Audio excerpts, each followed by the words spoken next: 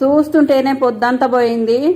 అట్లా టిఫిన్ చేసి కూర్చున్నానో లేదో లంచ్ టైం కూడా అయిపోయింది అనమాట. టైం ఆగదు పొద్దాగదు కదా, టైంతో పాటు మనం కూడా పరిగెత్తాలి. ఏదో మూవీలో అంటారు కదా, ఒక రోజు సెలవు దొరుకుతుందా అని. నాకు కూడా అట్లనే అనిపిస్తుంది నిజానికి. అప్పుడప్పుడు ఇంటి పనుల గురించి సెలవు తీసుకోవాలని సెలవు తీసుకున్నాం అనుకోండి, ఒక రోజు తీసుకున్నా, ఒక గంట తీసుకున్నా, తర్వాత మన నెత్తి మీదనే పడుతుంది. ఆ భారం అంతా మనమే చేసుకోవాలి, చచ్చినట్టు తప్పదు. ఈ మధ్యన మా అమ్మ నెయ్యి పంపించింది అనమాట.